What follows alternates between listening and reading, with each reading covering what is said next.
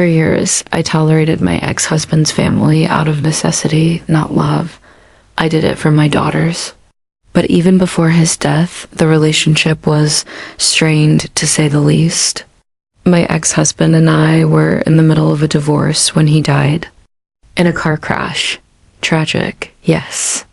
But also complicated because his death didn't just leave me widowed. It left behind 2 secret sons he had with another woman. Yes, he cheated.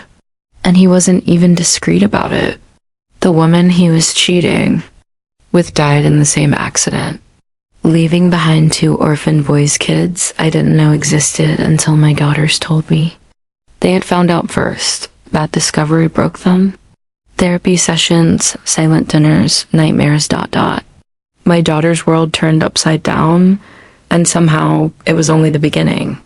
Because then came his parents, my ex-in-laws.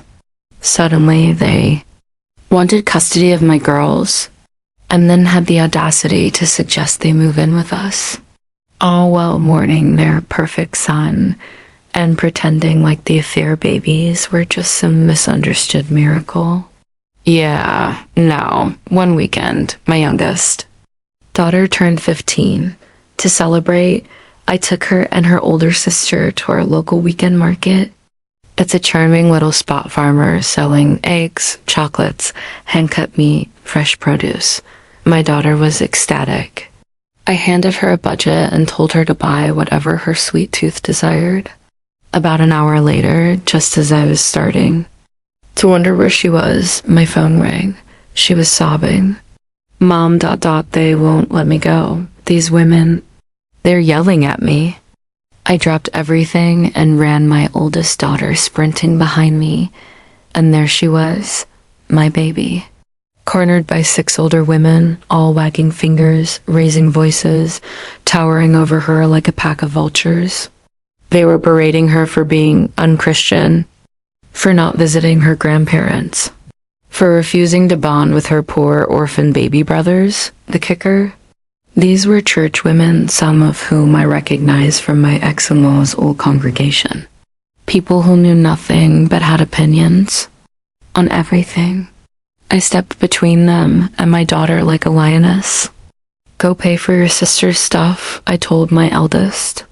Go to the car. Then I turned around and unleashed hell. They called me unholy, a rebellious wife, a disgrace. One even said I had a duty to my husband's parents.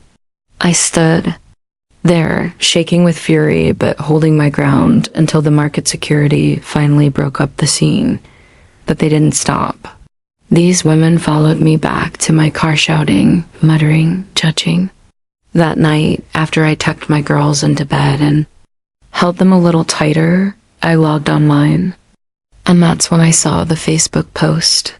My ex-mother-in-law had written a novella in their church group, a self-pitying, sob-saturated fantasy. She claimed my daughters were cruel and heartless, that I had abandoned them, that we left them homeless and penniless, even though they inherited my ex's personal bank account and his life insurance.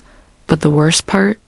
She claimed the affair woman was a surrogate, that I had agreed to let another woman carry children because I couldn't have more, and that I rejected them because they were ... boys. Let me repeat. I was accused of rejecting children because they weren't the right gender. My stomach turned. And she even had the audacity to say that we were the reason the boys were now with distant relatives, as if we hadn't just survived a betrayal and trauma ourselves. But the church has one golden rule above all else: no adultery. Not from a husband, not from a wife. They're insufferable about everything else, but when it comes to cheating, that's the unpardonable sin. And suddenly I saw my chance. See, when my ex died, our divorce wasn't finalized yet, which meant I still legally held the documentation. And baby, I had everything. Screenshots of texts between him and his mistress. Photos of them in our living room making out under a family first wall sign. Messages where he confessed the affair to his parents and where they encouraged it.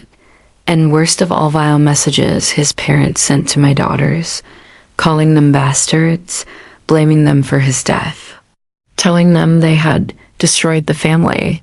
One message was sent 2 days after his funeral, so I got to work. I went to a print shop and paid extra for high-gloss, high-res prints. Then, like the devil dressing as an angel, I slid those pages into small white binders. I made 10 of them, and the cover, it looked just like the little prayer booklets their church uses for Sunday hymns, but open it up. The first page was a full-page photo of my ex and his mistress kissing, big, bold, crystal clear, with their names labeled underneath like a yearbook. Ex-husband and affair partner, a love story, the next pages. Texts, screenshots, emails, all curated, all dated, all damning.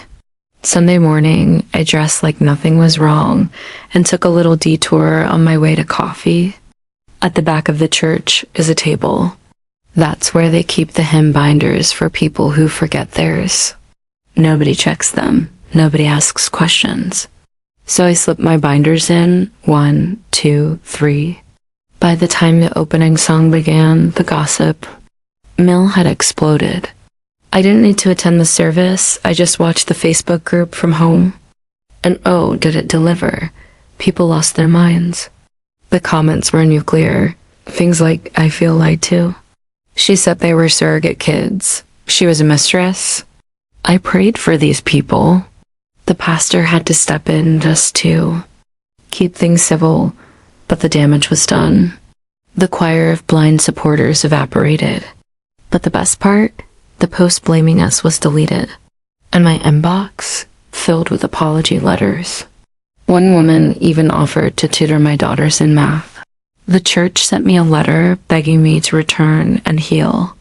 We understand you were grieving and misled ... but you did your best under great betrayal. God sees your pain.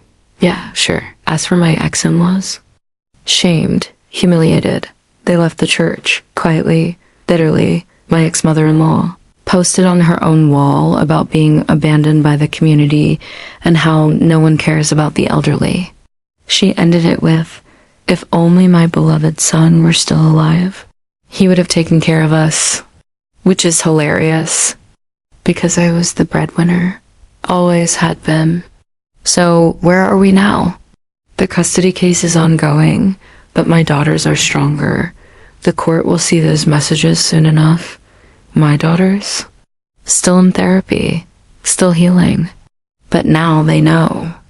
One thing with absolute certainty, their mom will always believe them, always protect them, and will always win when it counts. And my ex-in-laws, they learned what happens when you corner a grieving child in public and lie in the house of God. You get burned by the truth.